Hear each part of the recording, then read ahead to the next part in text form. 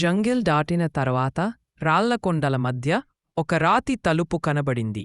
దానిపై వేప చెట్ల వేళ్లు చుట్టుకున్నాయి. అదే లజరస్ సమాధి ప్రవేశం. కాని దానిని అడ్డగించినది ఆ పురాతన హెచ్చరికలో చెప్పినట్టే ఉంది, ద గిల్డెడ్ సర్పెంట్. అది ఒక పాము కాదు, ఒక అద్భుతమైన బంగారు యంత్రం.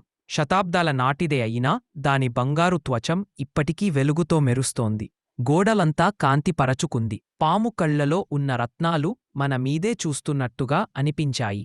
కాని నిజమౌన భయం నేలమీదు ఉంది. అందంగా గీసిన టైల్స్ పైన నడవడం అంత సులభం కాదు. నేను జాగ్రత్తగా చెప్పాను, ఇది ప్రెషర్ ప్లేట్ సిస్టంలా ఉంది. ఒక అడుగు తప్పు అంటే అంతే. నా ఫ్రెండ్ ముందుకు అడుగు వేసేందుకు ప్రయత్నించాడు. నేను వెంటనే ఆపేశాను. ఆగు, చూడ్. పాము నోట్లో లైట్ వేశాను. లోపల కత్తిలా పదునైన స్పైక్స్ ఉన్నాయి. రస్ట్ అయిపోయినవి కాని ఇంకా ప్రాణాంతకం. ఇది కథ కాదు, ఇది నిజమైన బూబీ ట్రాప్. పాతకాలం వాళ్లు భయాన్ని వినియోగించి మెకానికల్ సిస్టమ్ తయారు చేశారు.